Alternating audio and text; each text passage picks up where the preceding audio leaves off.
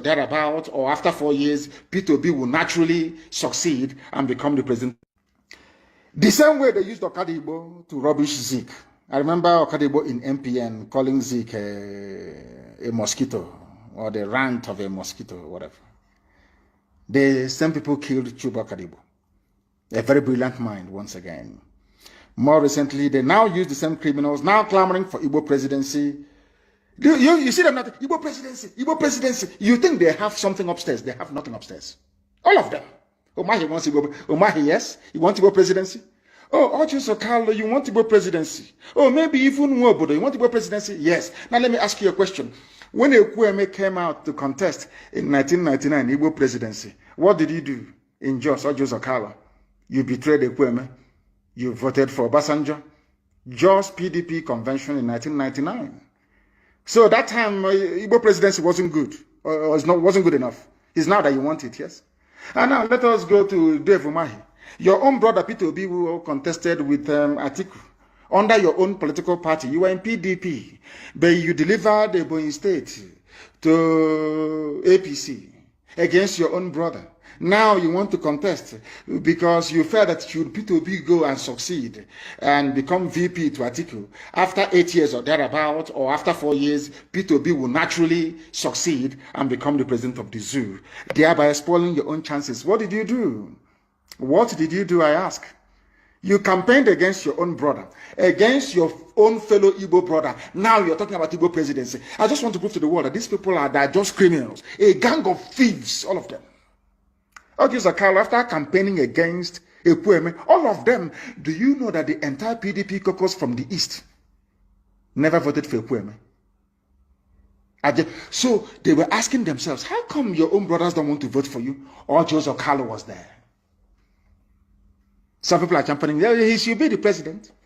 But Ekwueme served Shagari very well. Never stole a dime. In fact, bankrolled MPN. He was a multimillionaire and is very successful architect in the USA before he came back. Very wealthy man. Ekwueme. Ohanaeze Distances, did you vote for Ekwueme in 1999? Now that you're campaigning for Igbo presidency, was Ekwueme running for Igbo presidency? Dave Umahi, Igbo presidency is our turn. When your brother Peter Obi was campaigning, did you campaign for him? Did you vote for him? Despite the fact that he is your brother in the same political party. That is why all this your nonsensical Igbo presidency is dead on arrival. When we were doing Biafra, did you support anybody? Instead, you call the army to come and kill us. And now you want us, you want to go to Abuja. You send their force now, they'll bomb everybody to death. They are Igbo presidency, useless set of idiots, traitors and betrayers. Jim Nwobodo, in 1999 in Jos, you were speaking Hausa against your own brother, Ekwueme. You are speaking Hausa. In Jos in 1999, you campaigned against your brother. Now you are talking about Igbo presidency. Oh, dear me. Igbo presidency, there, useless people. There is something I want to tell all of you. We hope, pray, and know that Biafra will come, or the zoo will be destroyed before 2023. Of course, everybody knows that. It's given. COVID-19 saved them last year. It won't save them again. This year, the vaccine is out. Instead of an Igbo man to be the president, or Yoruba for that matter, let Fulani continue. It is called Mirina Mohuana Manna Yupu. Since you people prefer to be slaves, because if we allow any of you idiots to enter into Asarok, after about 4 or 5 years or 6, Fulani will take it back for eternity. You would have benefited from your own wickedness and evil. So you know what is going to happen? If Fulani are smart enough, they should continue. Everybody saw what happened all over the world. Rigging of election these days is just is given. It is no longer a big deal. As long as you're proclaimed the winner, that's it. If Fulani are very smart, they will continue in office. They will continue in the zoo, in their zoo. Of course, we are living. We're not going to stay there. That is why you don't want to support Biafra. because of presidency. So you and your friends can now be eating money.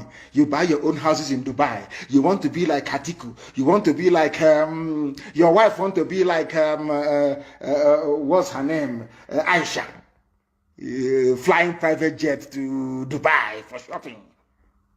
Meanwhile, we are dying.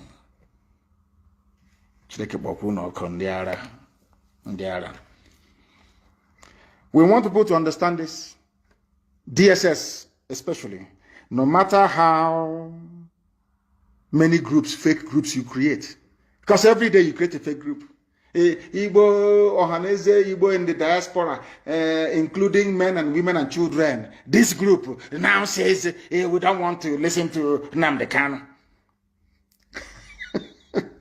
As if writing this junk will make any iota of difference. Do you think it makes us more popular? Of course, yes.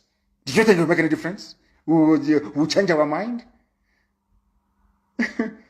These you, they are not that stupid. Though. You know, I told you during NSAS campaign, some of you never realized this. We outnumbered the Nigerian army by 100,000 people to 1.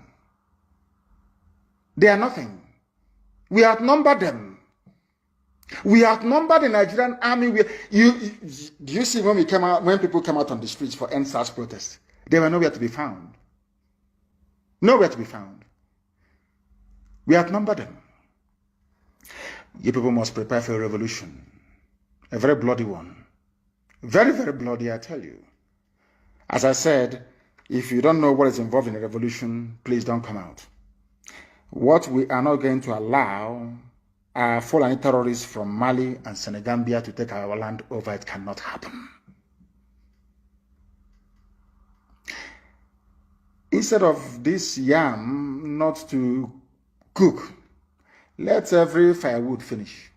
I'm trying to translate. Kama jigeshe nkogu.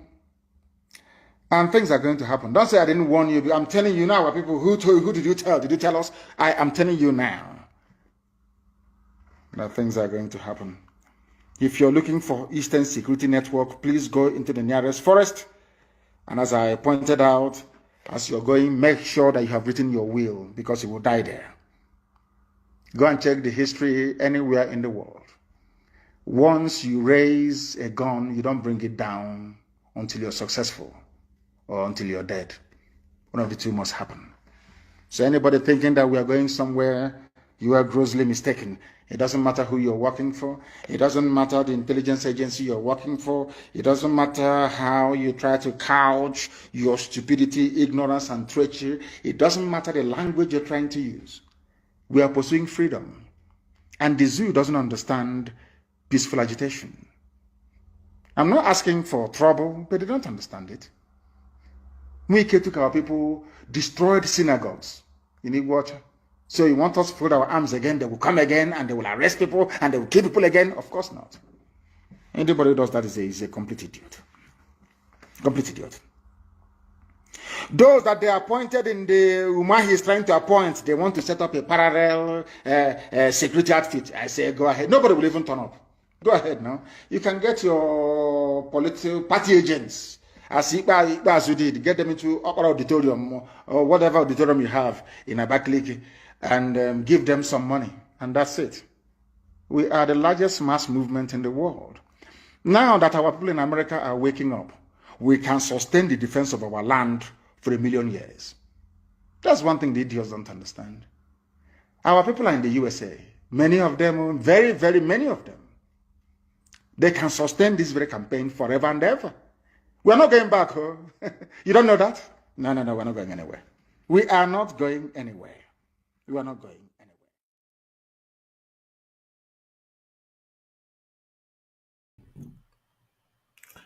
Of course, we are not going anywhere. Not going back.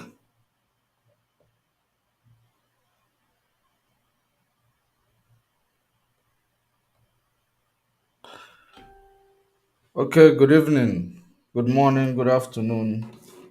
Great and wonderful people of Biafra, lovers of freedom all over the world, I greet you according to your time zone. You are welcome to the program. While you are joining us, share the video, invite others to join wherever you are watching from. Share the video, invite others to join. There is very, very important message that we want to actually talk about. And that message is the release of Sunday Iboho. The release of Sunday Iboho.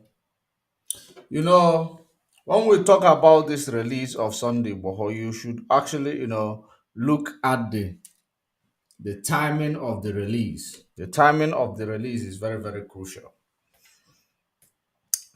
And of course, I am going to show you his gratitude to his people who facilitated his release or his freedom, perhaps. So, in this regard, there was a question that was thrown at him. So I want to actually, I read a lot of meaning from the, question thrown at Sunday Boho by the media. I actually derive a lot of meaning from such question. But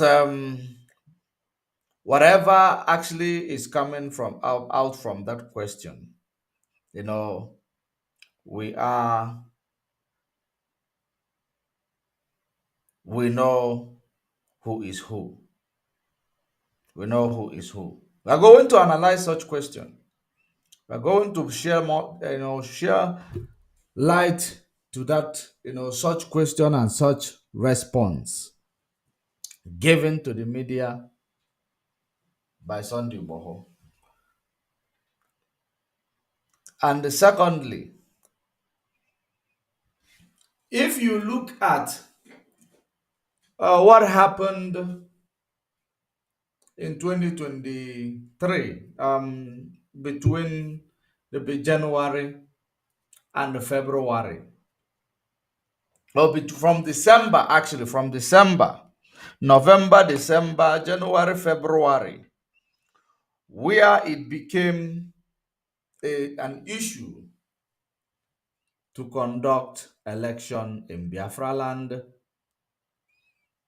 And the thing that I actually I'm finding this quite fascinating is that during that period, during that period, there were a lot of things that took place. A lot of things took place during that period. And after that period, you know, things started changing as well. What am I trying to say? Sunday Boho has been released. He has been released, and he is now, not only he is released, he is now happily, with his family in Germany. He is happily with his family in Germany. We know that he has been released for a very long time, right? He has been released for a very long time.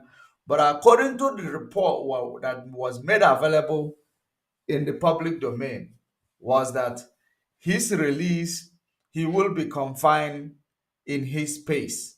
He will be confined in that country, so he will not have access to movement. So, and we actually process that information. Even while processing that information, I knew that there is a game that is being played. There is a game that is being played. I knew. For the first time, I finally discovered that could it be a game? or will I say, I wouldn't, it is my discovery, but I'm going to ask it as a question to you, the audience. Could it be a game that Nigeria government played with Sunday Boho, sending him to exile? There is a reason why I am asking this question, and I am also going to extract it from the interview that he granted, recently. So I am going to extract some information from such interview, and I will throw more light to it that you may be able to actually understand it, and I will bring it to the layman's perspective. And you know, because the activities of what's going on right now, it is quite surprising. It is quite surprising. Why do I say that it is quite surprising? Is that, remember when Sunday Igboho was arrested, from the DSS chased him away. They went to his house, they killed a cat, they killed animal, but they didn't kill anybody. Did they kill anybody? Please, if they killed anybody, please remind me. Remind me on the comment section, please. Did they kill anybody at Sunday Igboho's premises other than stealing a cat or killing a cat? Or did they kill the cat, or they caught the cat and took it away? Which one? I believe that there was nobody was killed in that regard. Now, he escaped from Nigeria.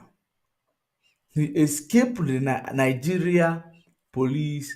He escaped everything. He found his way to the nearest country, which is Benin Republic. In that Benin Republic, it was announced to us that he was arrested in Benin Republic, which Obasanjo went to Benin Republic and to seek for a soft landing. So to seek for a safe landing for him. Now, after that, we heard that he was released. We heard that he was released. And remember that he was released, and we were told that he is confined in a place, that not really confined in a place, he is actually on a house arrest, something like that, in a very simple term and lack of a better word. So that he is on house arrest and he does not have access to many things, including to media, because house arrest probably comes with condition. You cannot be in detention and you are addressing the public. That is some kind of things, especially in detention, whereby I believe you were, your life was at risk, or they looked forward to arrest you because you are, agitating, and according to their case, they will say you are insightful. So if this is the case answered, I don't think that there is a need, that I don't think there is a law that will release you and allow you to address the public while you are still on house arrest, except if you were released fully. If you were released fully, and then I will say you can, of course you can do what you want, because releasing you fully means that you don't have a case. So what you are doing is just so, but you were under house arrest, and you will not make a move. So let me just leave it here, leave this part here, but we're going to contextualize it. How are we going to contextualize it? Let us first of all listen to this interview. Let us quickly listen to the interview that was granted, because I want us to actually be quick about it. I don't want to take much of your time, because myself, I'm also tired. The reason why I left that one there, because I want us to bring it to the context of this video that you are about to watch. Before you watch it, I want you to look at what you are going to watch, because I don't want to bring it to the to play there. This is wait, this is are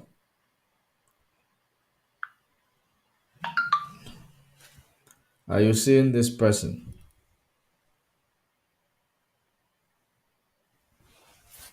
Can you see him?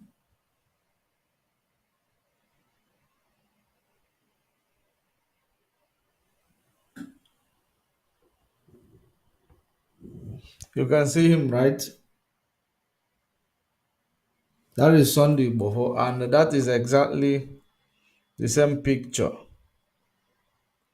You know, that is what you saw here from the beginning of the video. The same picture that I posted.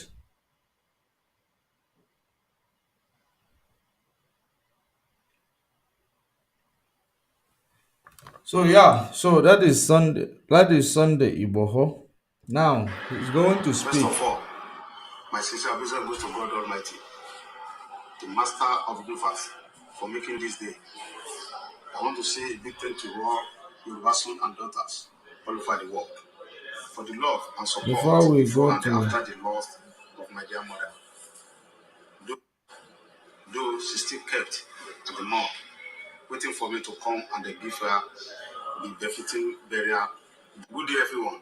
yeah. I name myself, Chief Sunday Adeyemo, aka. First of all, my sincere appreciation goes to God Almighty. It's the Specsavers Wuzza deal, and what? So why are we? Just one moment. I went into something else.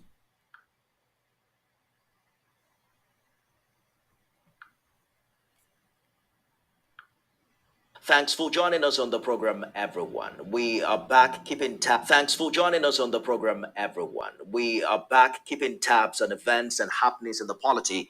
I am Nifemi Oguntoye. Join the conversation right now on X, formerly Twitter. Remember to use the hashtag Beyond 100 Days and tag at TVC News NG. Let's begin with some story from Benin Republic, where after 2 years, Yoruba Nation agitator Sunday Adeyemo, also known as Sunday Igboho, has regained freedom from the Beninese authorities. Lawyer to the embattled agitator Yomi Aliyu confirmed to TVC News in a phone interview earlier that Sunday Igboho was released on Malami's order.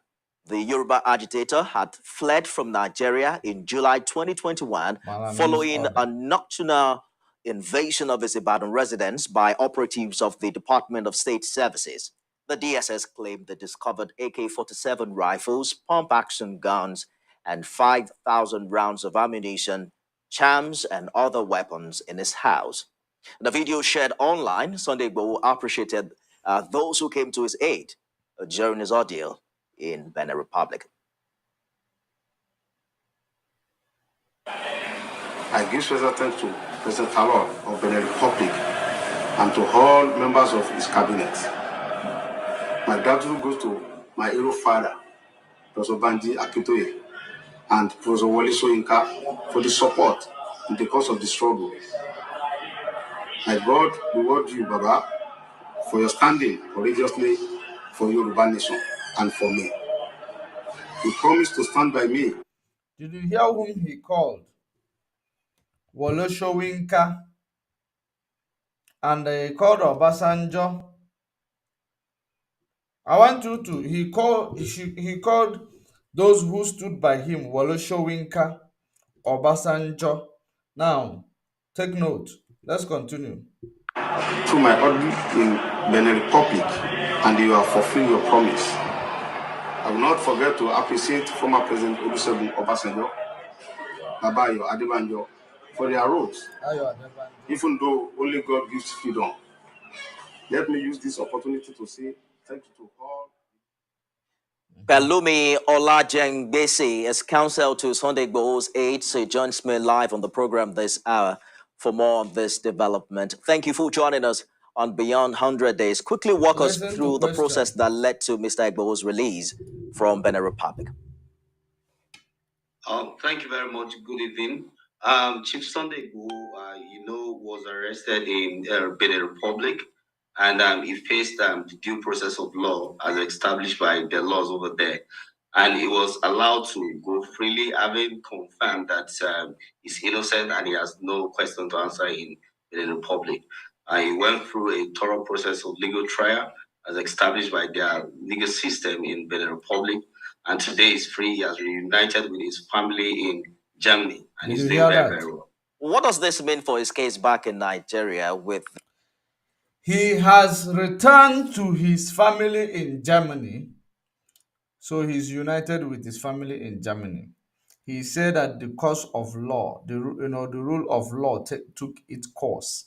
That having seen that he committed no crime, I want you to pay attention to what you are going to hear, because I might not remember to repeat it verbatim, but pay attention to what you are going to hear, because I am no longer listening to it as it is. I am just reading meanings. I am just reading meanings, intentions out of it. That's what I'm doing. His family in Germany, and he's doing very, very well. what does this mean for his case back in Nigeria with the DSS saga? Interestingly, Chief Sunday Igboho don't really have any serious case in Nigeria because if you look at all that we have seen, essentially is the fact that the DSS at some point wanted to stop him, wanted to arrest him, wanted to gag him because of his campaign for a decent society, because of his campaign for self-determination, because of his campaign for the need for us to have security in the southwest and across the country. So, Sunday Igboho has no case to answer. As a matter of fact, I can confirm to you right now, even though Sunday Igboho is in Germany, there's a small committee working in Nigeria making effort for his coming back to the country. And so very soon he's going to go back to the country to live his life as a normal citizen. And it's going to be a very big event. We're looking. Now, Sunday Igboho has no case to answer. Sunday Igboho committed no crime. Of course, he committed no crime because self-determination is not a crime. Self-determination is not a crime. He committed no crime. Then why was he arrested in the first place? Why was he arrested in the first place? If they couldn't catch him, he disappeared to Benin Republic, we know. And then he is in Benin Republic. After a while, he was released, and we were told that he is now under house arrest. And what you heard here is that Malami ordered for his release, right? That's what you heard from the news that we just listened to right now. So, if Sunday Igboho has no case to answer, if he has no case to answer, and the Sunday Igboho is the type of agitator that's the same as Mazen Nnamdi Kanu, because it is all about, you know, that is they call us secessionists. So we both of them, if the secessionist is a crime, both of them will answer for it equally, right? So secessionism is not a crime as long as it is done within the due process. So now, if it is not a crime on Sunday Igboho, why has it been a crime on Mazen Nnamdi Kanu? Why has it been a crime on Mazen Nnamdi Kanu, even when the court of competent jurisdiction saw that he had no case to answer? Now, this brings me to what is the reason why Sunday Igboho was arrested from the first place. Because even before 2023 election, Tinubu already knows that he will win he will be Nigeria president. Tinubu has it in mind that he is going to be Nigeria president and it will be at all cost. He has been promised by Britain. He has been promised by Britain. Remember, Catriona Line was paying him a visit all the time. So, as it was promised by Britain, so he has to do anything and everything that will make him not to be that president of Nigeria. Anything that will stand in his way, he wouldn't mind trying to crush it in order for him not to fail this his last chance of becoming president before he becomes ancestor.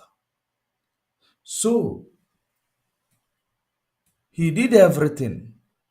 Could it be that the arrest of Sunday Igboho,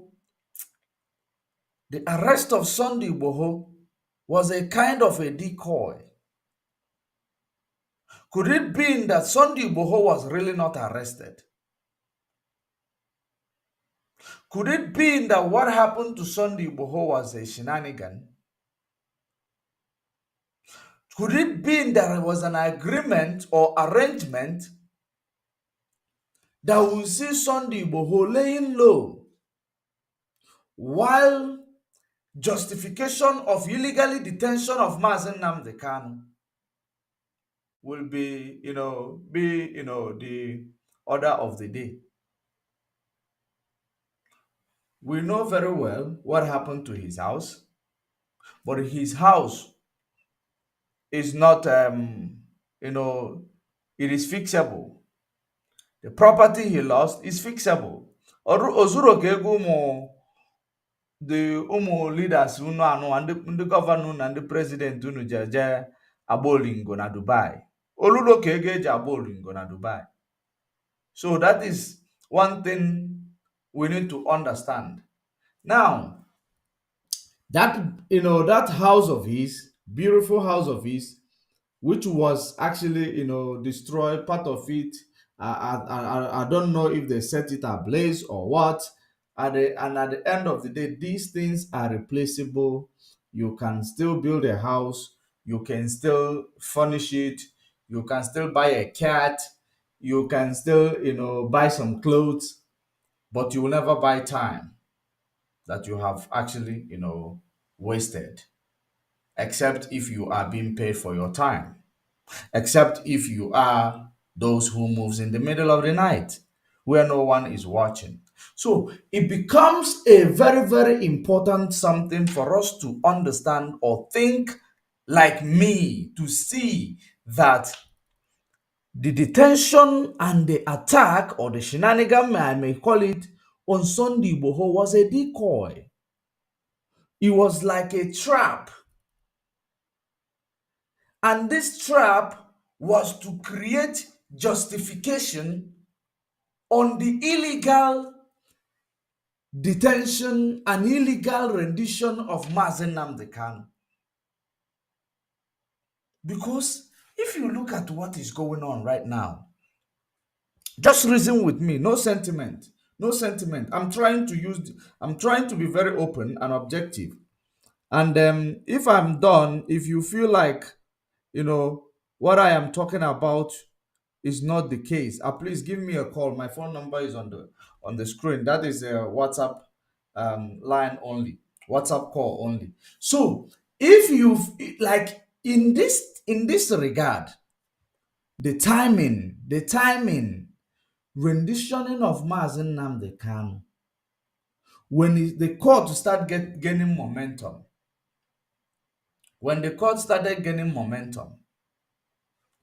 then they went for Sunday Igboho, right?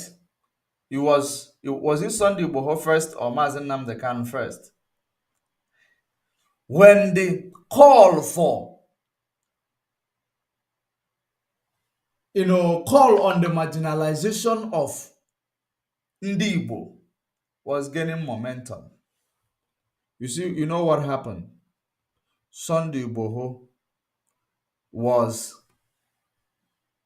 actually taken. After he was taken, then it wasn't a long time. Obasanjo visited, he was released.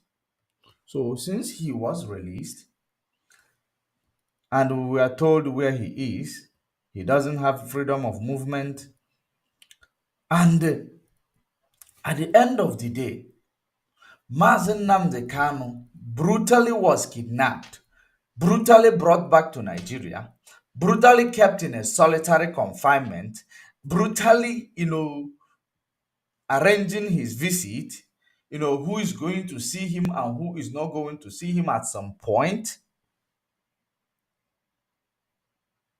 But Sunday Boho escaped and went to Benin Republic. And a person who is under house arrest was able to make a broadcast to say no election in Biafra land. If we reason it properly, I think you will read some meaning out of it. Somebody who is in a under house arrest, or who has a bail conditions, if it is a police bail or he has a bail condition,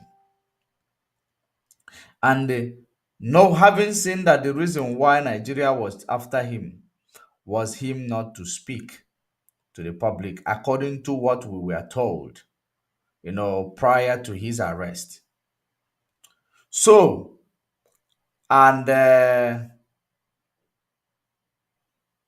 he was able to come online, join force with Simon Ekpa, who has been putting the land of Biafra in ruin. He's been putting the land of Biafra in ruin in the name that he is launching few people carrying a gun in the name he has an army. Just like what happened, in the Middle East, where some group of people decided to lodge an attack, but the response of that attack became brutal on them because it is a miscalculation. So now the freedom that is being fought is not a freedom that somebody need to, it is not necessary that somebody need to die. It is not necessary that, it is a freedom of Tibozobo on our people. Oh. It is not freedom of Tibozobo on our people. If need be for Tibozobo, it means that nige eje chọba ndị anụnwa na-akpagbu unu unu tigbowo fa zọgbube fa. Na ọ bụrụkwa ekwefu ka ndị Hamas ji chọọ ime nke ha. Ihe ha mee bụ na ha jegoro hitie ndị ahụ, ha sị gị na ha jee n'ime Gaza je tụọ bọmbụ. Mba, ha sị gị na ha jee hitie ndị afili nọ ndị ilofa. So ka ị wee na-afụ ndị nke si na ha na-azọrọ unu freedom pụtazịa ha ejezie n'ehiti ndị ụmụnne ha by ime gị sit at home, ịnọlụ sit at home, agba gị egbe, agba ọkara gị ọkụ, eme nke ọkụ. But ifo ndị na-azọkwa ọkwa freedom ka ndị ahụ na-azọkwa, ọkwa freedom ka ha na-azọkwa, ọkwa ya ka ha ji wee jee art ife ahụ ha art, cowardice act of cowardice, jezie act ife ahụ fa art. Awa na-azọzi ha ọtọ na mana ha na-azọkwa freedom. But in everything you do, don't be stupid, don't be emotional, don't miscalculate. So this guy, whom is seen to be the guy that is calling for destruction of properties, destruction of life and livelihood because people refuse to obey his sit at home, this same man invited Sunday Boho. This is about being destructive. And Sunday Boho, the reason why he ran away was because they don't want him to continue talking. And he was invited, especially the timing of the invitation boggles the mind, becomes very crucial. Now look at it. The timing of the invitation was a month, or will I say I think it's 2 months prior to the time of election, right? 2 months prior to the time of the election, that was when this, sitting took place. When this meeting took place, and the resolution in that meeting was there will be no election in Biafra land. Part of their resolution. Then the other side said there will be no election in Oduduwa land.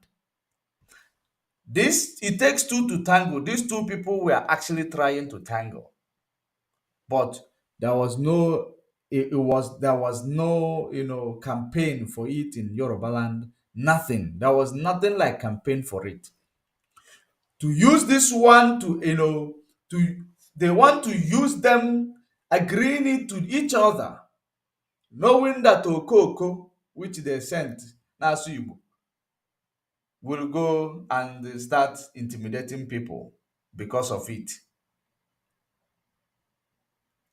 And them, the Fabano or Jalalo Bola, did you hear them say any there is no election in Biafra land? Even Koikai media, did you hear him say something like that? The answer is no. But the one from your side started shouting because Nachogoli Acha Enyegi assignment. Obuno, if not the wisdom of IPOB and the leadership, if not the wisdom, do you really think that there will be any call to showing the world that Igbo people are not needed in Nigeria?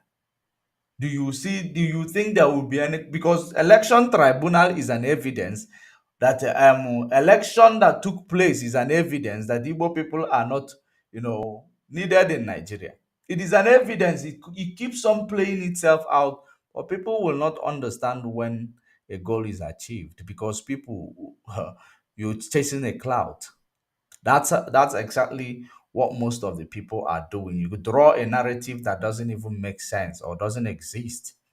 So, in so doing, you will understand that these people planned it. After planning it, we pushed them hard. We fought them hard for them to, to the extent that the people made a move because they know what this person is trying to do. People made a move, open a case in Finland. All the people started engaging with the diplomat. At the end of the day, including the Igbo presidential candidates. Igbo president, because that is very important to them, Igbo presidency. They notice that now, they notice the game that is being played. Ohanaeze reported it also, the game that was being played. And it, of course, it was after I have told them, they reported it. Now, I want you to know, after I didn't tell them direct. Oh, I told them here the way I am telling them now, the way I'm telling you now, because to to quote people out of context or to say what someone did not say is easy for our this nuisance that we have that is trying to destroy what we're doing. So they decided that they will now make a move to make sure that they put fear. Even these people call Koyama stroke. If I the only thing if I call Yabala, Akoyama stroke that time. I just kuchali stroke so that Goku go down. Ka we nweta Igbo presidency.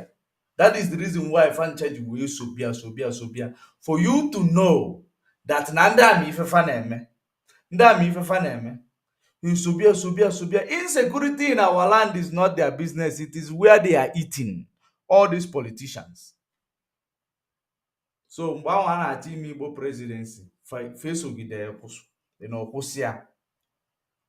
Sogide ya kwụsị ya, kụọ ya ma stroke. Ọbụla alaka achọrọ ịka ya before time agafelu. Ịghọtago? So, at the end of the day, ị na-afụzi that now these same people who agreed on this assignment, the other party did not talk about it.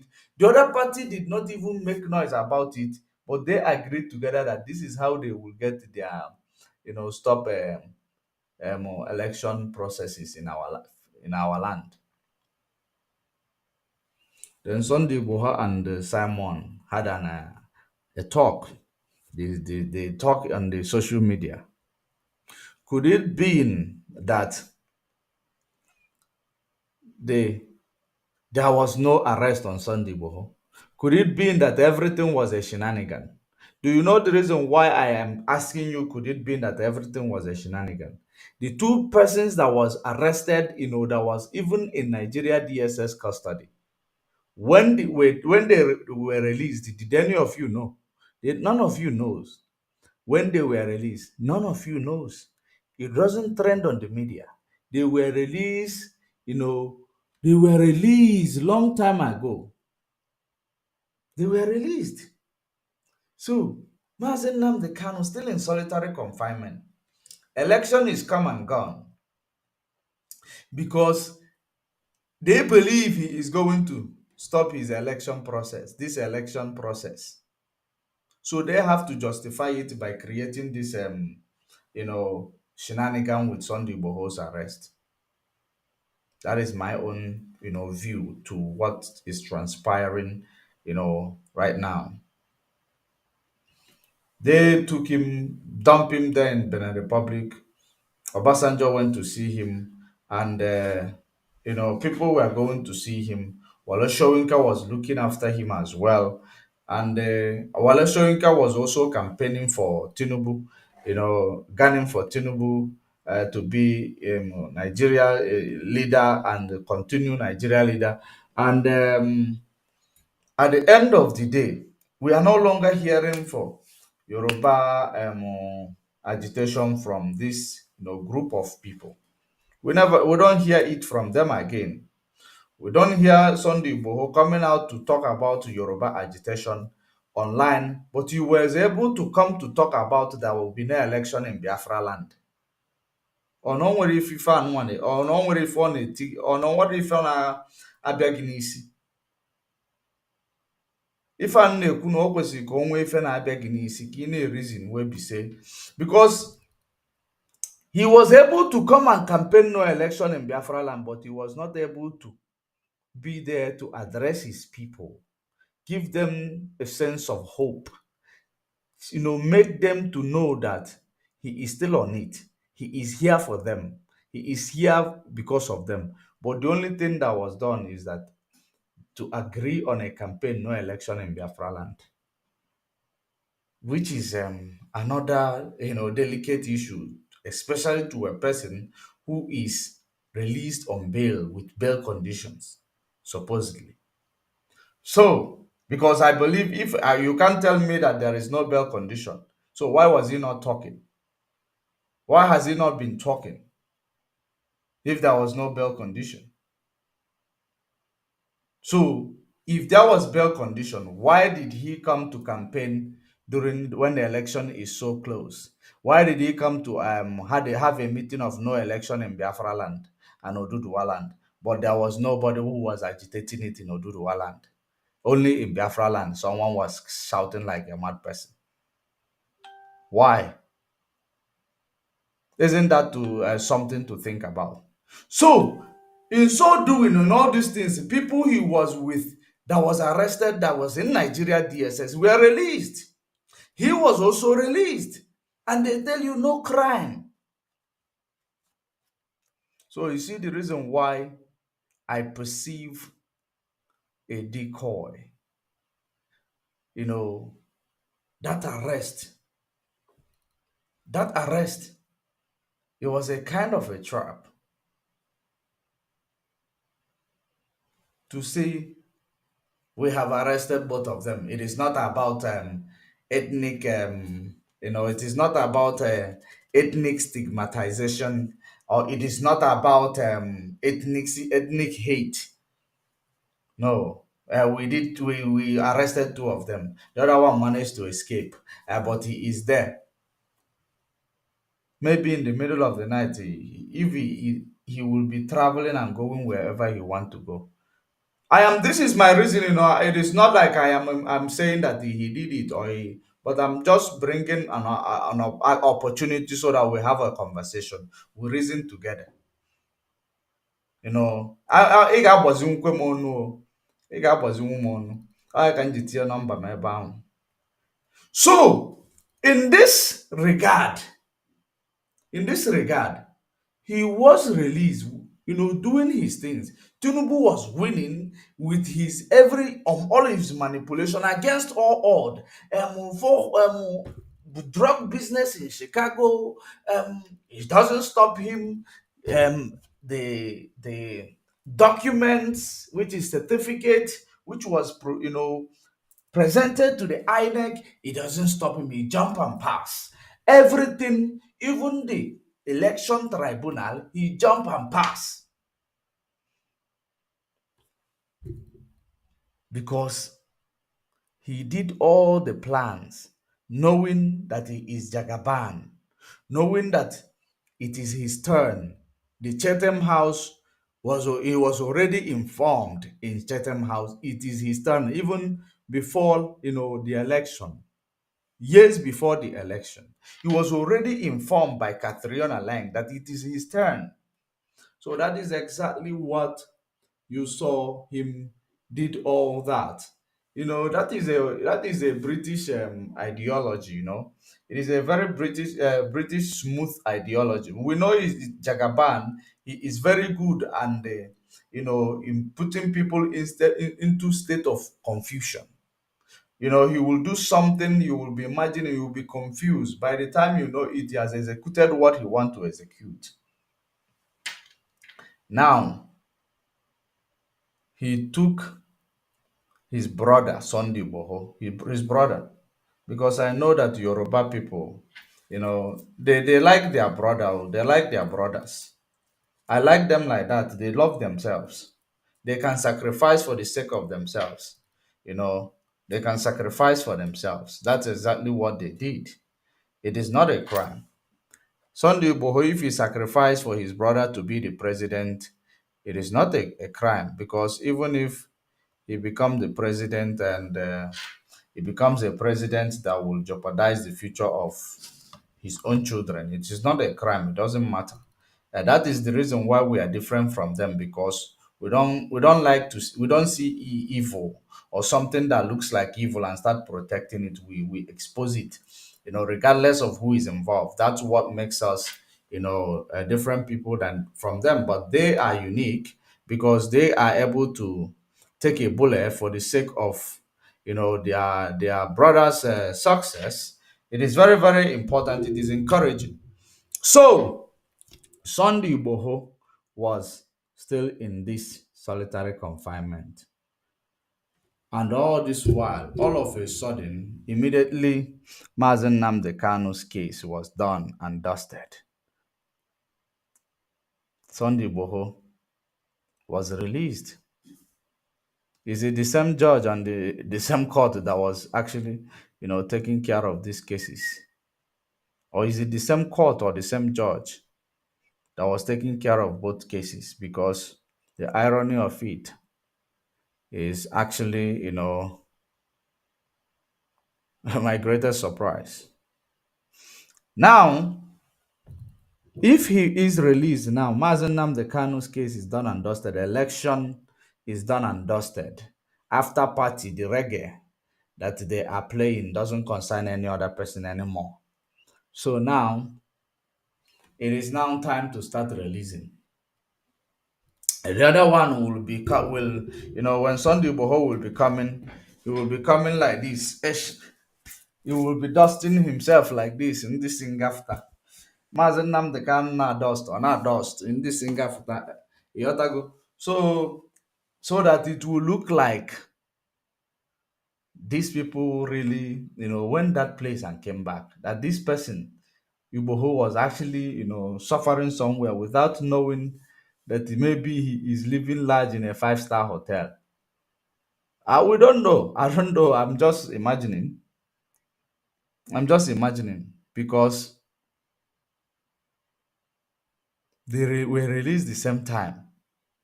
He was released, and the case of Mazen Nnamdi Kanu is finished.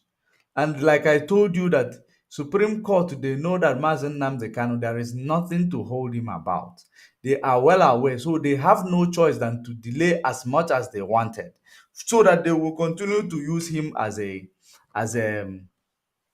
to use Mazen Nnamdi Kanu for their gambling and their game of chase that they are playing with our brains. So now the case is done and dusted.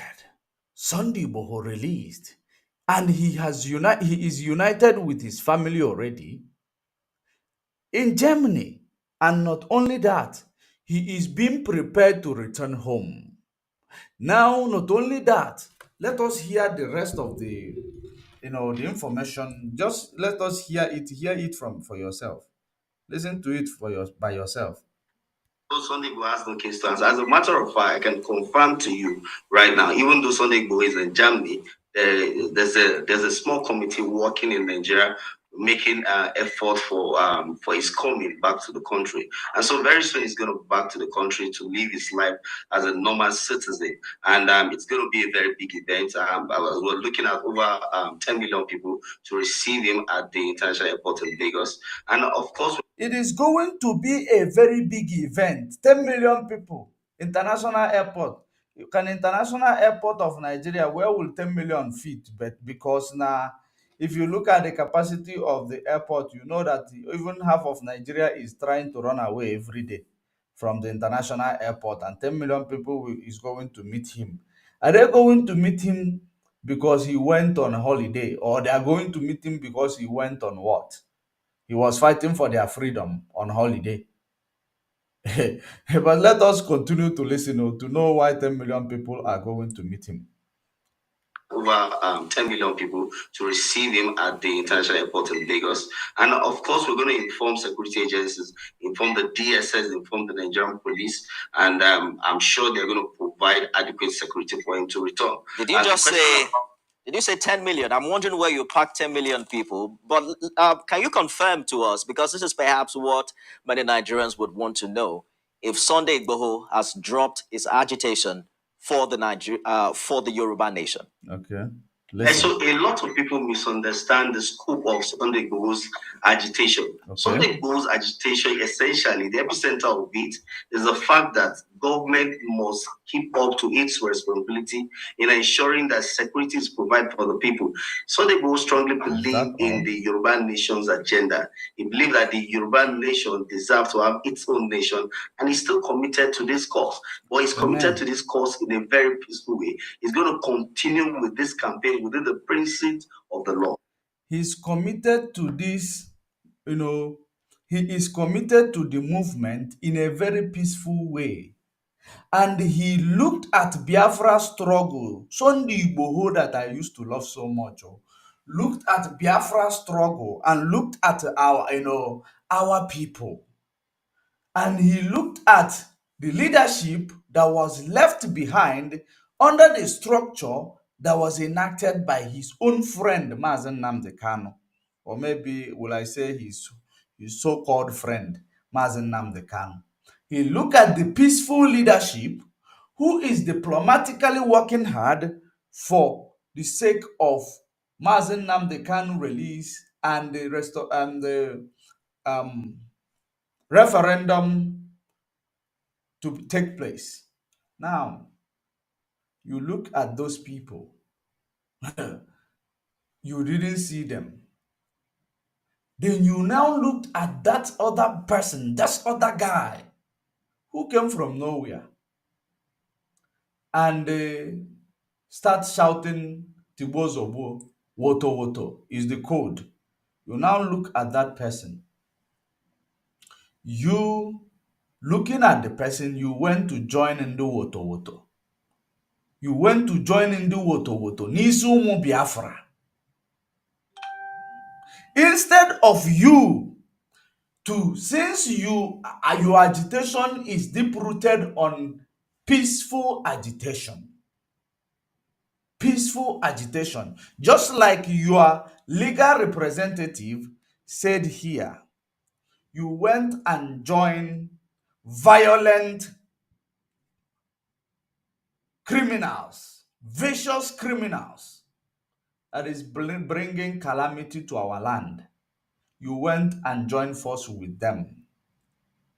You went, the only time you came to the media, we were so happy that we are going to hear from Sunday Boho, the man we respect so much because of his stance and because of what he has risen up to do for his own people. You rose up, you went and joined that violent group that is still terrorizing Biafra land because they are on a conquest mission on Biafra, on Biafran people. You went and joined force with them.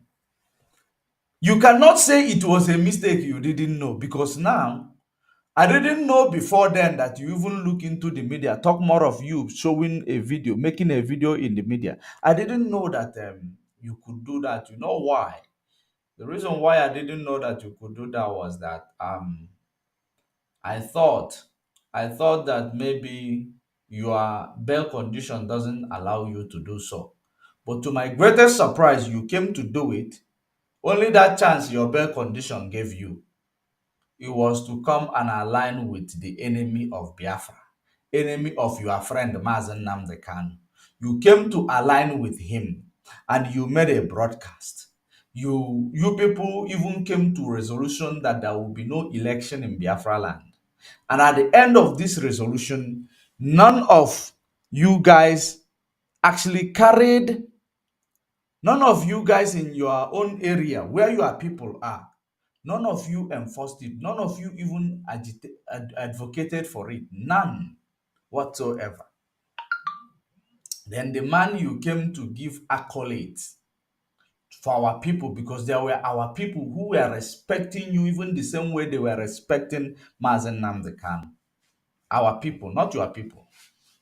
Because we understand the price to pay to stand in the front to fight for freedom. That's why, some of our people respected you the same way they respected their own Ohamadike. And you come to be on the side of those people who hate Ohamadike to the core. And the reason why I am saying this is because I know myself. It is not that like I was told. I became confused. Like I said to you, I made an arrangement for someone to visit Mazen Nnamdi Kanu on my behalf. Somebody that can never lie to me because there is no interest. There is no interest. There was no interest to be, thereof. And I came and he gave his report that Mazen Nnamdi Kanu is not confused. At the end of the day, we still, we get stuck wondering how could Sunday Igboho do this? Only now we noticed that when you did it, I was angry, but I wasn't thinking deeply. Believe you me, I wasn't thinking deeply because I was still in the state of shock. How could you do that to your friend? Is that how, betrayal? Is it how betrayal work? Is it how easy to betray a friend? Is it how easy to betray someone that you people have something, in common with? I didn't know that the cost of betrayal is very cheap. So I was still trying to figure it out. That's why I didn't think deep to understand that maybe what transpired is a decoy against the extraordinary rendition of Mazen Nnamdi Kanu and illegally detained in a solitary confinement.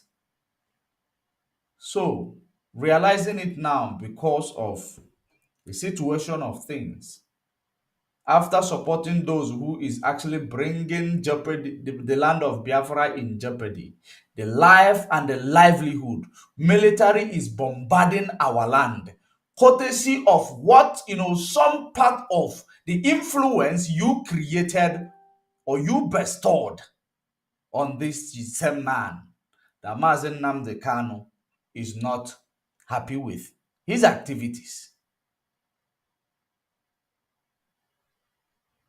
So in seeing those things, it boggles the mind. So no one will blame me here for actually thinking the way I am thinking, because I expect you to think deep, to understand, or to ask yourself, are we still brethren? That's what you need to do. Are we still brethren? So the only space his bail condition gave to him to come online was just to have to give accolade and to give influence and to give support to an individual who does not want anything good for Biafra people. Because all this building that is being bombarded in Biafra land, courtesy of people who are constituting nuisance in the name that they have capacity to repel against any army in Nigeria. But when this army arrive, they run away. But innocent people now be the ones paying the price. This is exactly like the same thing happening in the Middle East. Exactly. People are being used up and down, placing the lives of innocent people at risk. That is the reason why people like me, I call for a peaceful negotiation. Solve the problem. Solve the problem. And go to the root cause of the problem and solve it. We cannot always be in this issue of when there is conflict, whether we don't know the story, we don't know the deep story behind it, we start siding one person. No, let's stand in the side. We are standing in the side of peace. Solve the problem so that everybody lives will be saved, properties will be saved, livelihood will be saved. That's exactly where we're standing. Because as you know, lawyer. So this guy is actually terrorizing our land. Sunday Igboho gave him support. Let's say that eventually Sunday Igboho didn't know at that point in time. He didn't know all the backlash he received after that.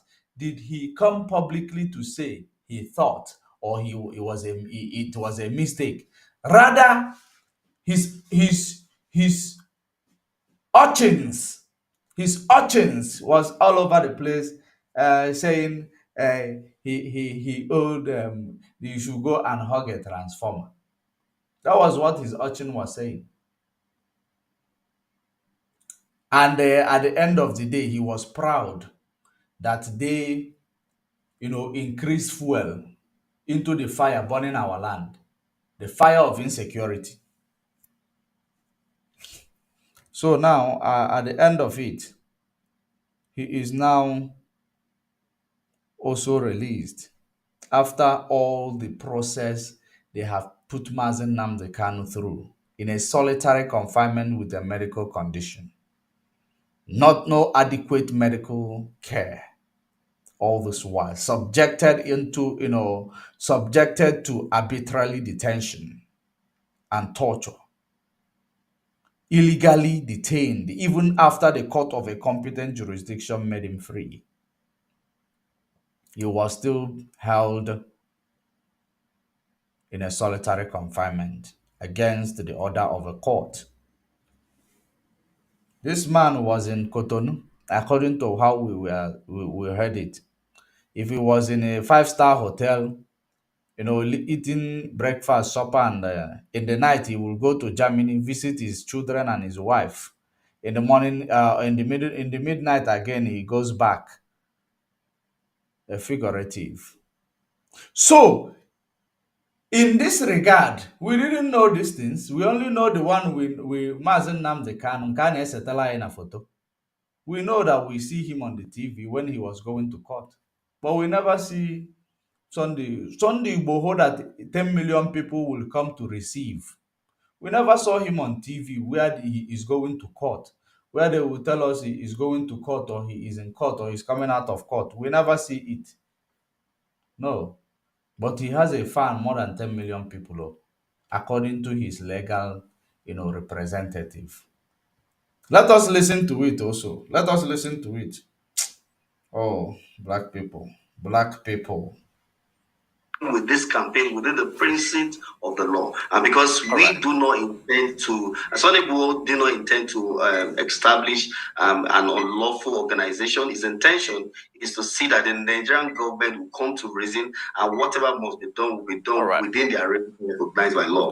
He is not intending to establish unlawful organization. Who talk about unlawful organization? Which organization? Where is the organization? Who created unlawful organization? And what makes an organization unlawful? What makes organization unlawful? If he is not intending to create unlawful organization, did anybody charge him of creating unlawful organization? No, the answer is no. So why is it the discussion instead of talking about the agitation or not about creating unlawful organization? Yoruba people have Amotekun, influenced by Sunday Bohoso. So which one is unlawful organization, if I may ask? But let's continue actually. It is entitled to his opinion, but we read meaning out of every opinion. Government will come to reason, and whatever must be done will be done within the area recognized by law. What about the other 8 that were arrested that I believe you represented in court?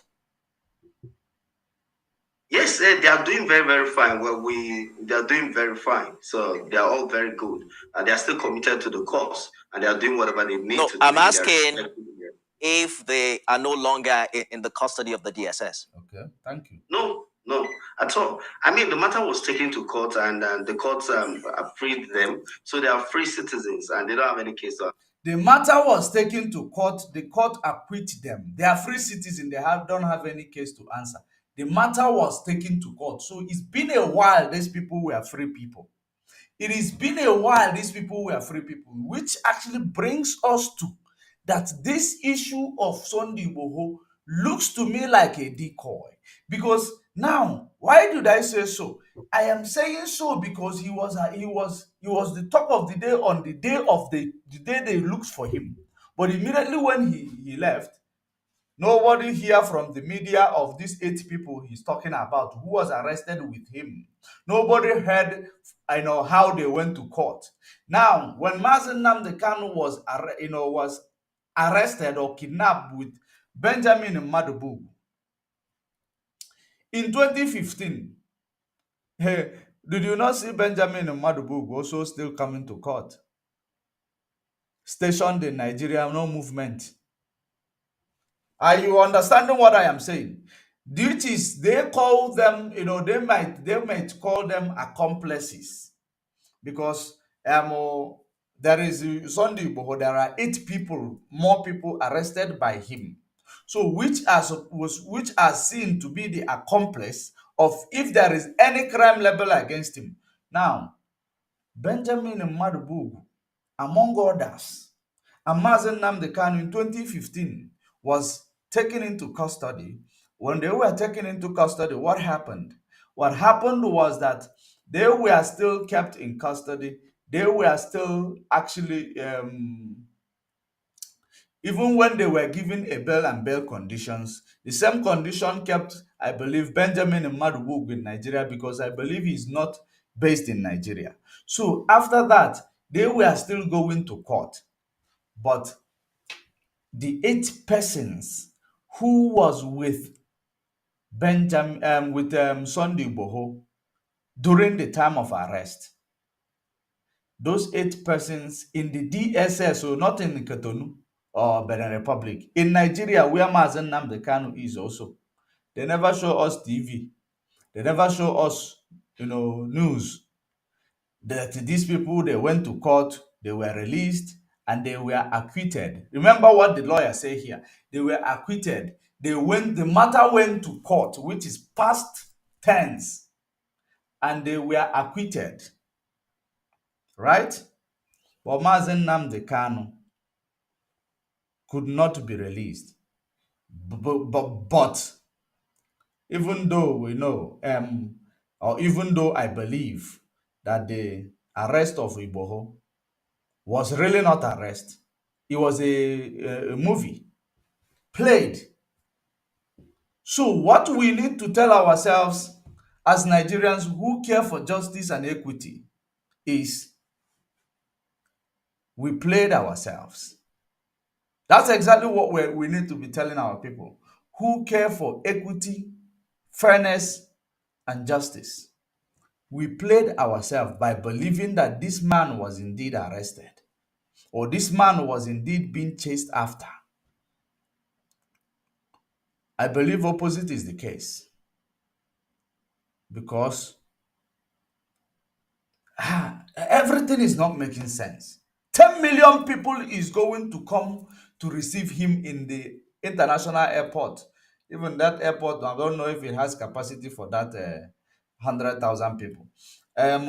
Now, 10 million people will come and receive him.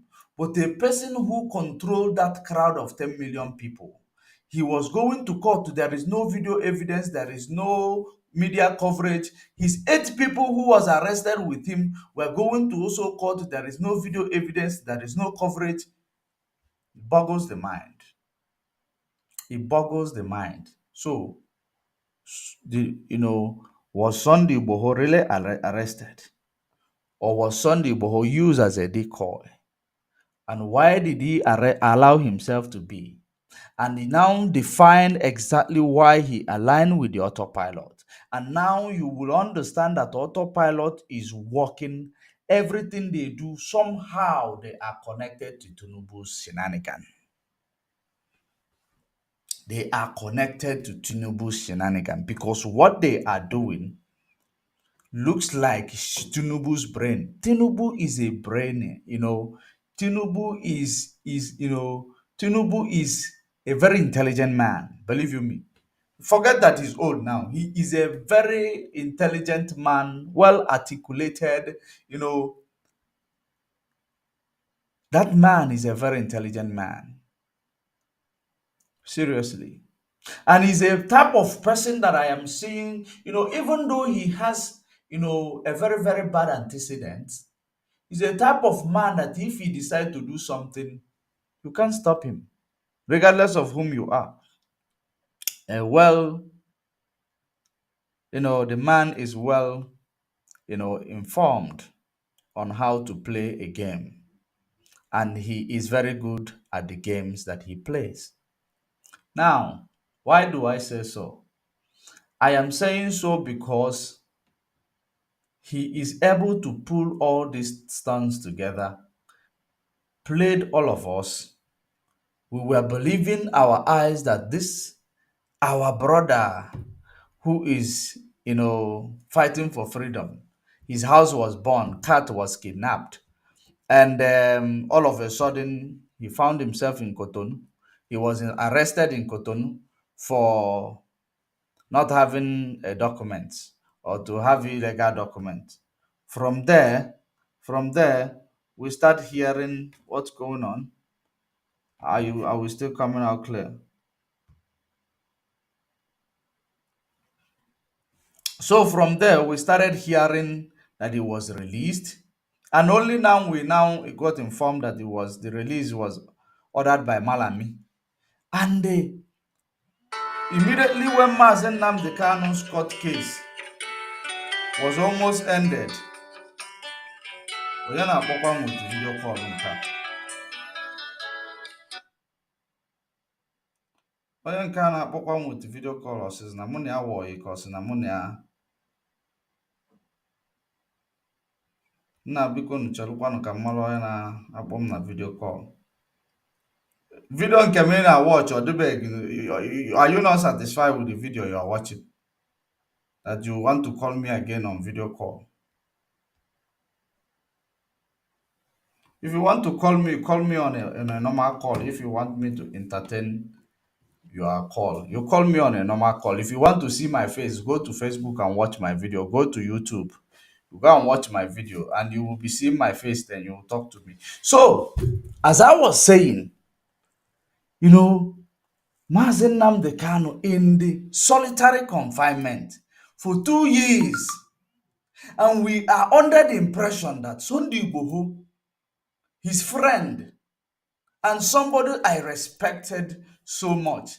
I placed his image next to Mazen Nnamdi Kanu's image for for the whole of almost 2 years until the time he came to join force with the agent provocateur.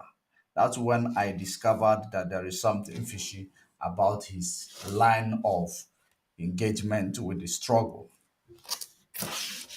So, like I said to you, I can beat my chest that if you see what Simon is doing, there has been something related to Tinubu's activities in what he is doing. There is something related to his activities. All these things he is doing, he was assigned, direct or indirect. Whoever that pushes him, I don't know if I don't know if him himself is, of course, I think he knows what he's doing. He knows what he's doing because he also have problems with his handlers. He has problem with his handlers. So sometimes it makes him to go and depend on the fundraising to have money. Otherwise he will depend on those who were the ones sponsoring or aiding and abetting their criminality against Biafrans. So I know that, and I am not surprised about it.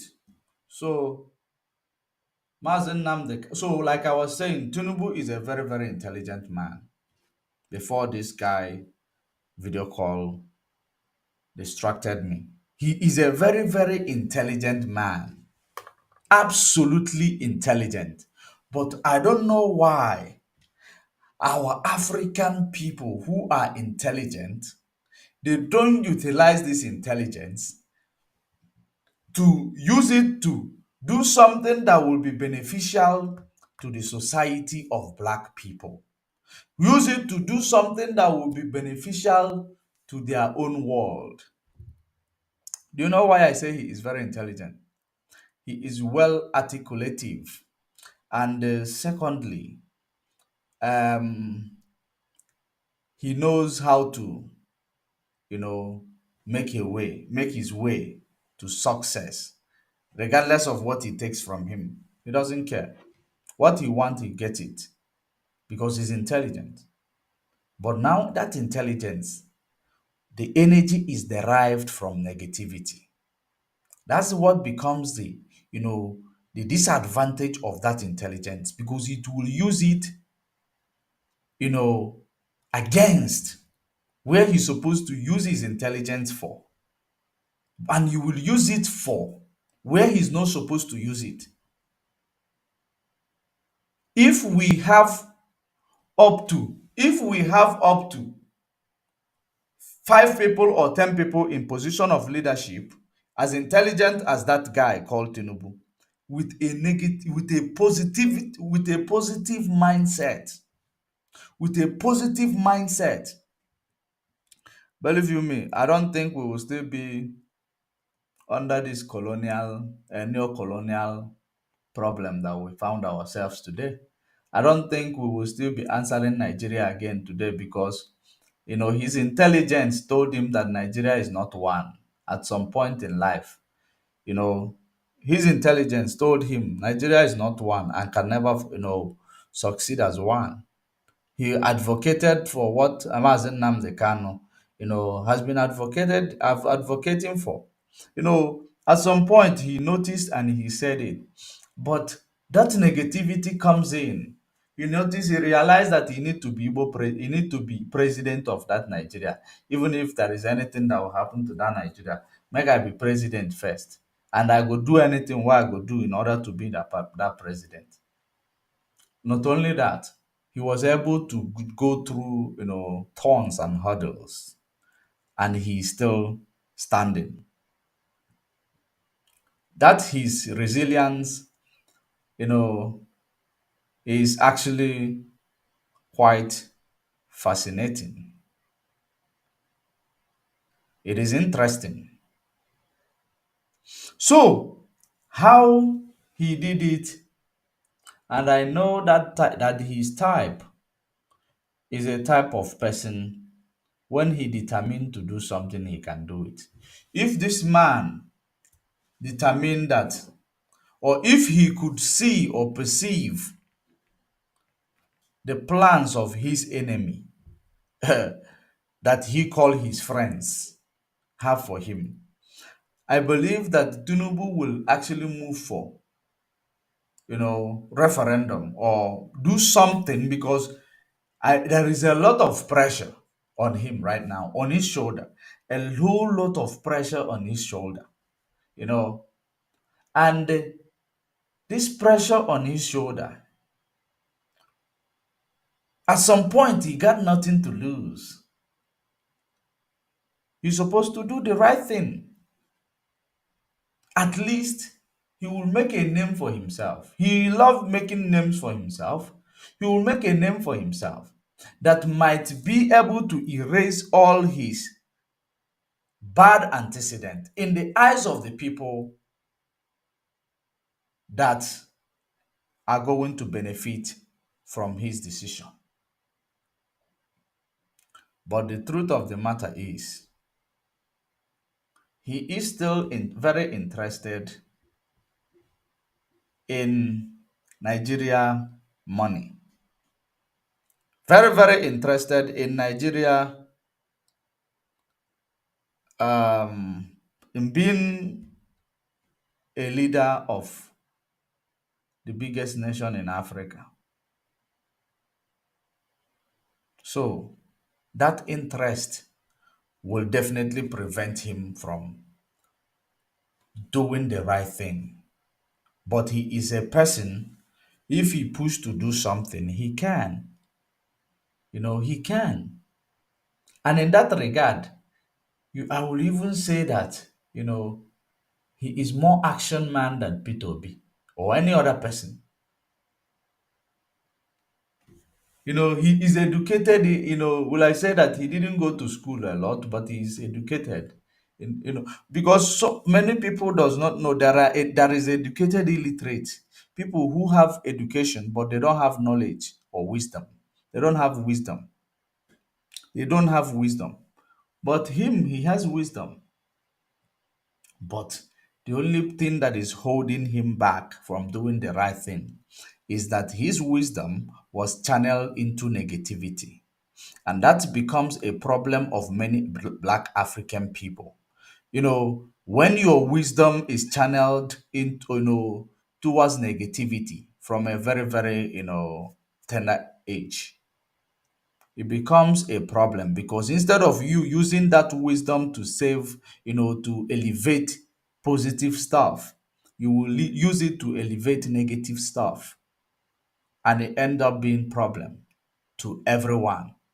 Because why am I saying this? We, in everything we are doing, are we not thinking about our posterity? Aren't we thinking about, you know the well-being of our posterity? Are we all about, it is now? Of course. Don't you think something can happen tomorrow? Anything can happen. Things can change at any given time. So why are we allowing negativity to to cloud our judgment, overshadow our judgment, sidelining our sense of humor? So why do we embrace negativity instead of positivity? And that is the reason why I don't trust Tinubu. Believe you me. That's why I don't trust him. But when it comes to if he will realize himself, I know that he is a man that can do something when he want to do it. He's a very intelligent man. At least for escaping that push, although I wouldn't say he's the one who escaped the push from France and America to go and engage in Niger Republic invasion or military intervention. It wasn't Britain. What happened there was France and America have interest in the Niger Republic, and they wouldn't mind if there is a conflict across all this region of sub-Saharan Africa while their interest is being, utilized in those areas. It doesn't matter to them. What matters to them is the interest. That's why I am always saying that we have symbiotic relationship with these people. They can never care about you. The only thing that I believe that stopped such invasion was Britain. Ask me how. Britain was able to stop that invasion because they know that if they didn't stop that invasion and Nigeria go to war, that we Biafra might recruit or retreat and declare Biafra. So Britain decided, no, we don't want French. Please, Tinubu, please tell these people to go and fight their battle. Tell these people to go and just ignore these people. Don't even make any move because you are going to lose. They made sure that he didn't go. I believe it is what happened. Because if they go, it might end up working against the interest of Britain, but it is going to work in the favor of the US interest and the France interest. It was going to work in their favor. The only person that it might not work in their interest is Britain. That is the reason why I believe such thing. I don't think it is only the brain of Tinubu. I don't think so. Because he was willing to do everything to stay in power. It could be his brain. If it is his brain, it means that positivity comes and go. It comes like NEPA in Nigeria or like power holding PHCN or PHCN Ghana. Yeah, it comes and goes. So I think in that regard, if he was the one who gave himself that advice, not Britain, but I believe it's Britain, he gave himself a very, very, good advice for himself and to those one Nigeria bigots or one Nigeria extremists, you know. So, in this regard, I know that Mazen Nnamdi Kanu is going to come out, but now he is going to come out. And I have seen all the ramification. I saw what transpired in court that day. I saw the expectation. I can beat my chest. I can categorically tell you, I know that there is no hold, that thing that is going to hold him.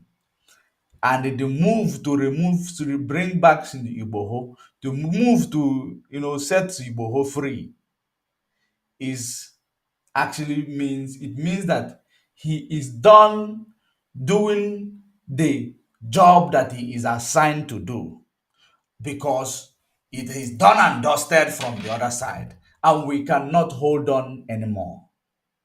The reason why they cannot hold on anymore, they are seeing the pouring of support, even including inside the MPs in the UK.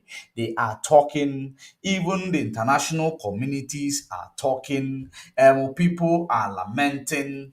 They have seen they cannot hold on anymore. So they have to now, they know that they are not going to get anything from their judiciary. They are well aware that their judiciary is not going to work in their favor, because at the end of the day, judiciary and every activities and response of the judiciary, we bring it to the world. We bring it to the, everybody to see what is going on. And, there is something, that people's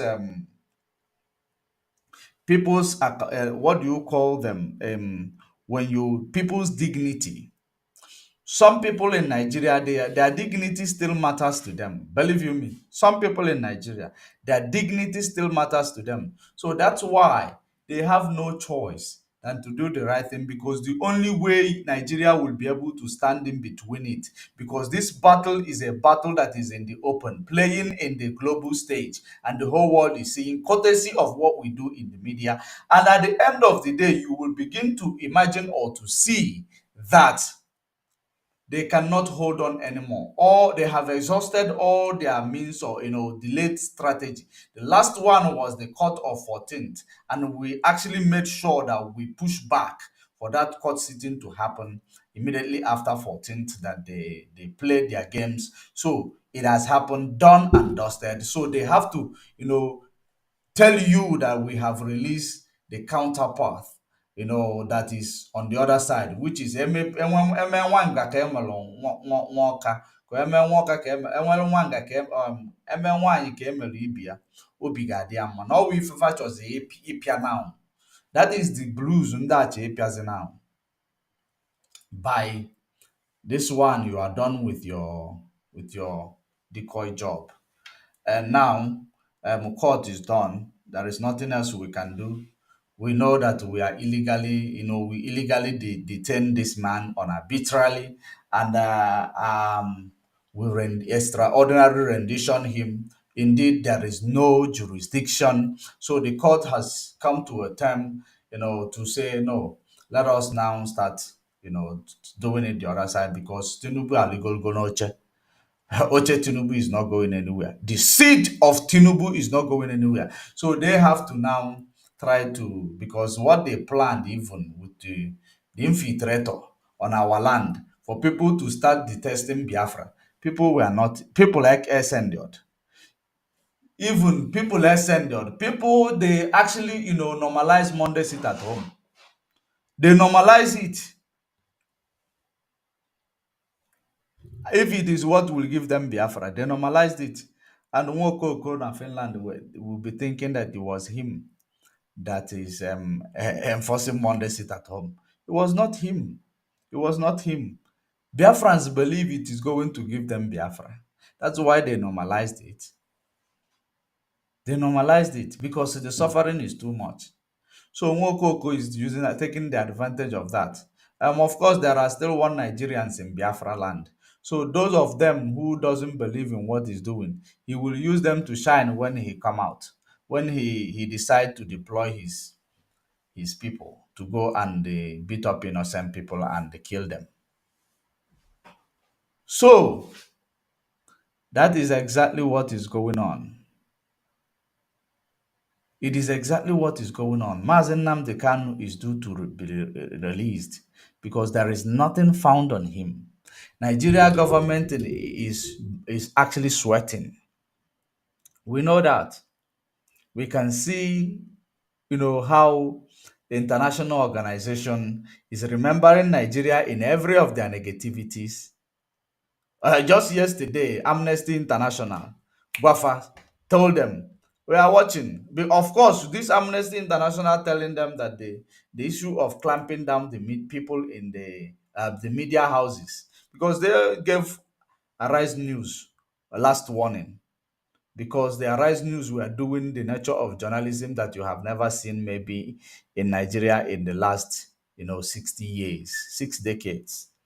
They were actually doing the nature of journalism you haven't seen in 6 decades. So that's why they gave them the last warning eventually, because there is this young man called Rufai there that is on fire, that decided to do, live by example. At least it is not as if it is up to, the type of journalism that is done in a developed country that is, putting the life of the people, safe, because they are going to inform them, they are going to allow them to speak their mind, they are going to, without being prejudiced. You will find somebody who will come to tell you that these people that are in the leadership position in the media space, that they are criminals. He's entitled to their opinion. The only thing the media person will say, no, you can't say this in the media, it is inappropriate, please, maybe you withdraw. But they are entitled to their opinion. They are the people who place you into the position of power. So if you steal from them, they have the mandate to tell you are a criminal. So that is the media. That is the media. Media that allow freedom of speech. So now these people just show them a sample of how freedom of speech or freedom of speech is actually, promoted. They were given the last warning. So in that regard, Amnesty International intervened immediately, cautioned Nigeria. Go and read it. The answer is there. It's even right in front of me. This thing. Let me show you. Let me show you. It is right in front of me. Let me show you the trend. Maybe you will read it quickly. I am not. I want to show you. Look at it. Let me.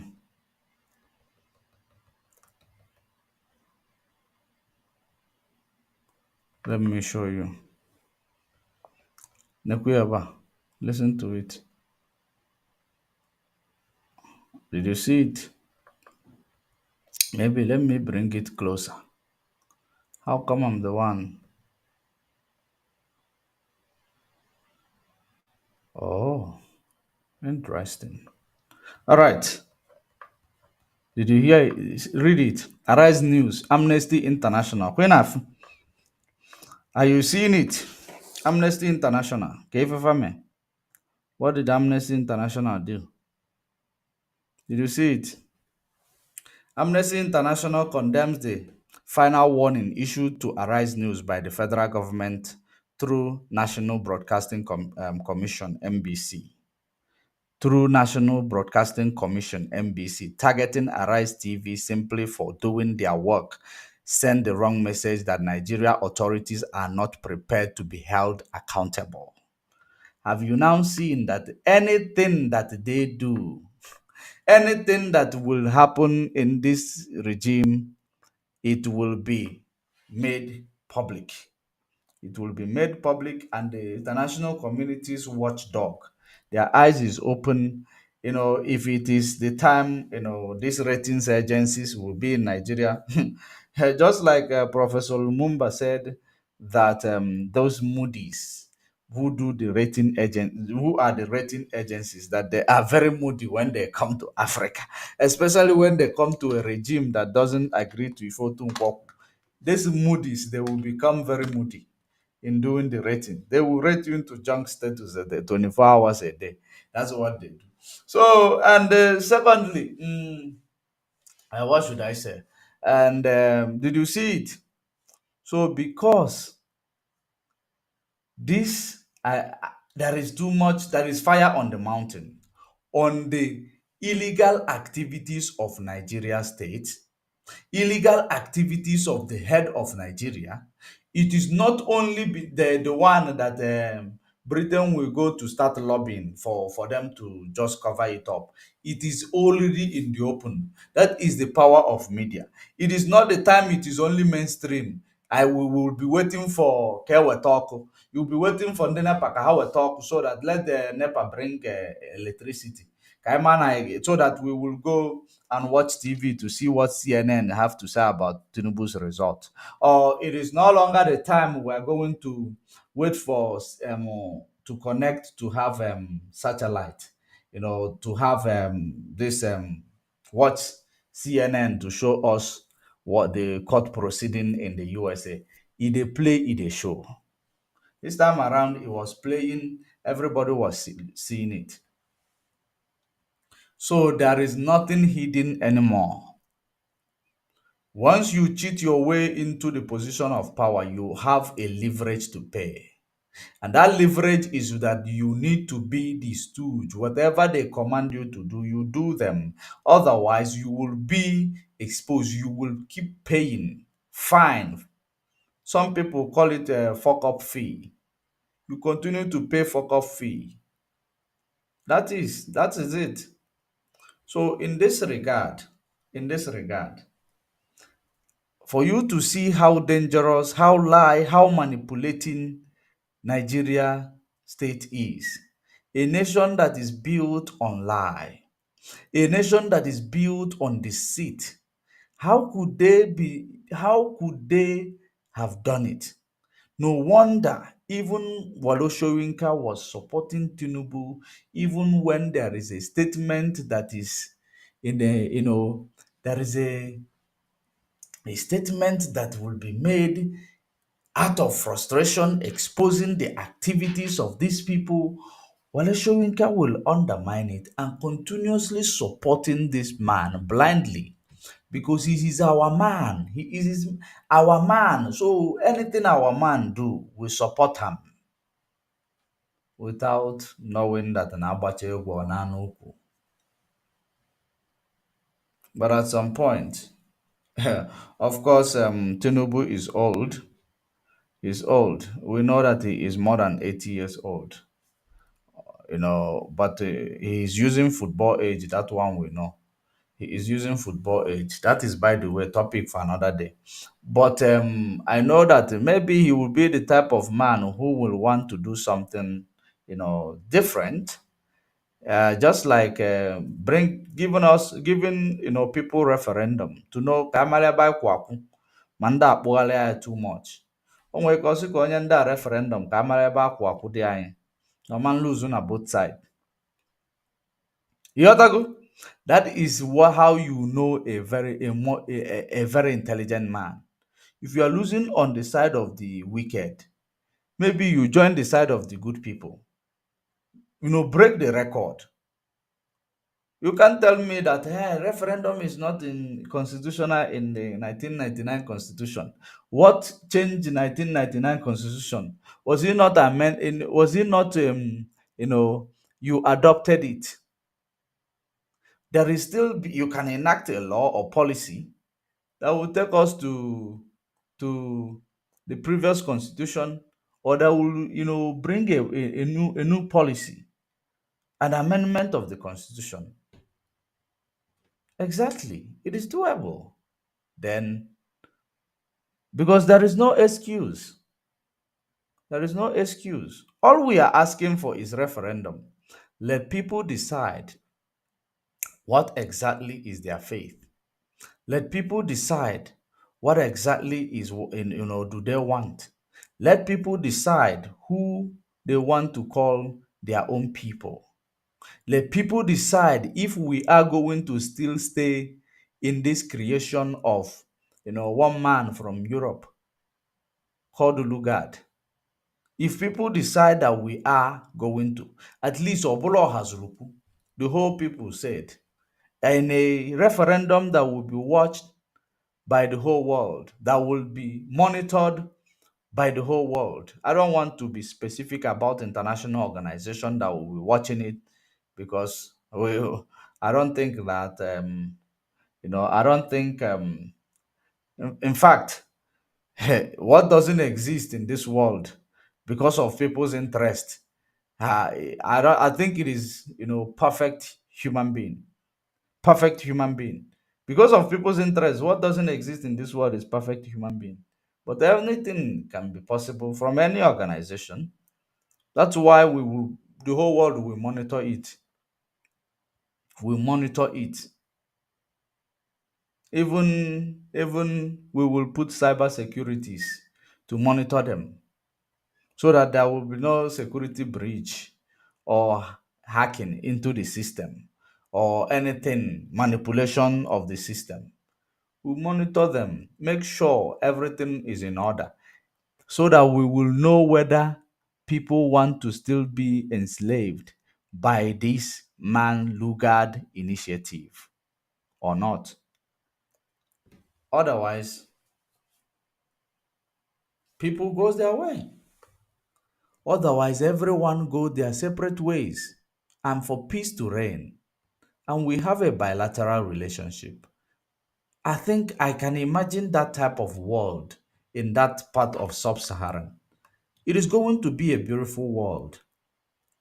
That type of world where there is Biafra, there is Odudua, there is Arewa, and if there is other one, let so be it. And there is now a bilateral relationship. bilateral relationship between both, the trio. And at the end of the day, we now make sure we reform ECOWAS. We reform ECOWAS. And then we go into multilateralism. Multilateralism. We reform ECOWAS. We set example to the rest of, the continent. What bilateral relationship between, two countries that is close to each other will supposed to look like. That is it. Isn't that a beautiful ideology? Isn't that a beautiful ideology? Where there will be free trade, where will be a connecting railway to everyone. There will be free movement of goods and services with adequate security and great infrastructure. And we will build tourist, tourist attraction areas. We place them there. We make sure we bring tourist attraction towards our end. They will no longer tell us to preach peace. We will be preaching, progress only. Because we are no longer preaching peace, we have peace. We will be preaching progress, progress, progress only. That's exactly what we are going to be preaching. Have you ever imagined that world in that geopolitical location or in that area of sub-Saharan? Not actually, yeah, in that area of sub-Saharan, where people are going to be, be free. If I, if you, I'm coming to your place to do business, at least I am coming, I will be respected, because now it is about two nations. I'll be respected instead of me being prejudiced against and tell me go back to your land, because there will be something you will need, you will come to me as well. So no one will be telling each other go back to your land, go back to your land, because everywhere now it's up to you. Our own place, we will build it like heaven, and that one I am sure of.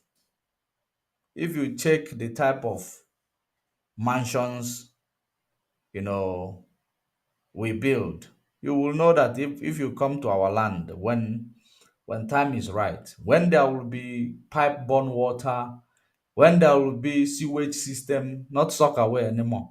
Igwo well igwute nshi. Obere oge malaria na typhoid na cholera ayawagi.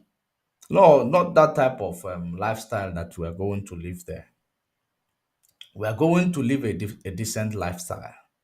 We are going to have a decent infrastructure. We are going to actually, be the best. I know that our people possess the quality. When it comes to, design, when it comes to choice, very, very important choice, you choose our people. Talk more of when they have the power to do so. This way, what you see in all these places are individual, individual plans and success. What about when it becomes collective? Because the first thing we are going to actually, make sure in Biafra land is security. First thing first, security. Well resourced and well taken care of security men and women. So why don't you think in that regard?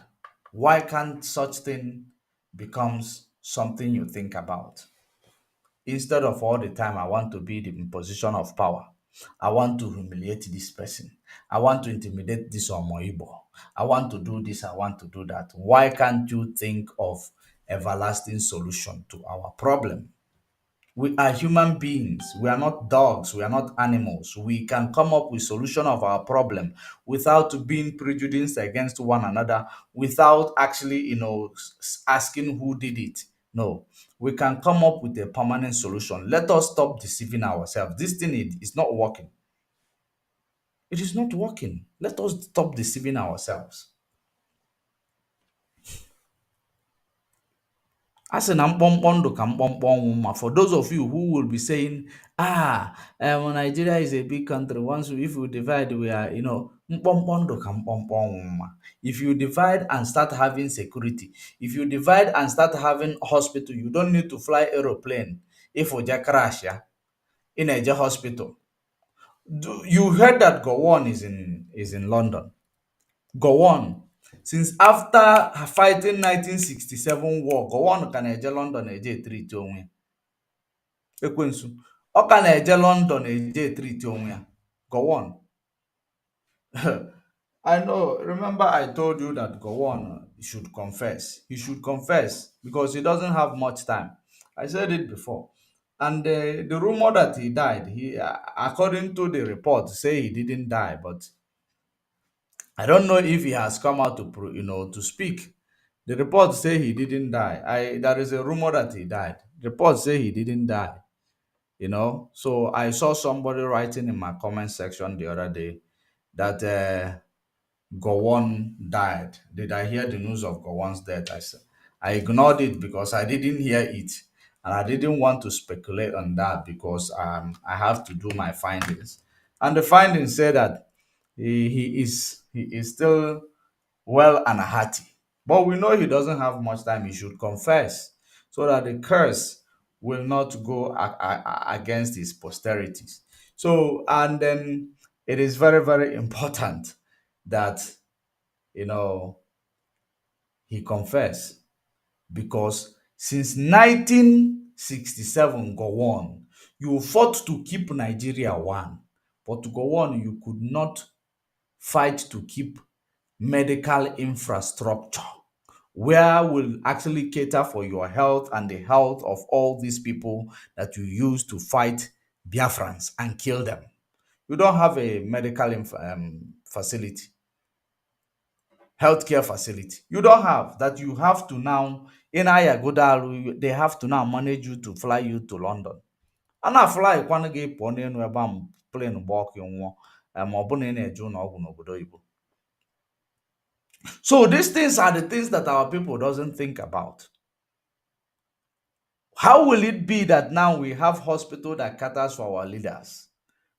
And we make sure that there is a law that makes our leaders not to go and seek for medical medical checkup or medical assistant attention on another man's in another man's land. They should be able to use what they have created and curated in our land. They must use them. The facilities that they have, created, use them. We will not have anybody having a too much reserve on another currency. You have a reserve on your currency so that there will be a movement of our currency. Maybe there will be a movement of our currency. Because what strengthens currency is how many people is looking for that currency. That's what strengthens currency. And in Nigeria, where everybody is touch their money in Ghana must go in dollars, or have domiciliary account all over the place, storing dollars. How do you now think that your money will gain value? When you trade inside your country with the dollar. How do you think you are going to go anywhere? You are not going anywhere because you are undermining and devaluing your currency by using dollars. You are undermining your currency.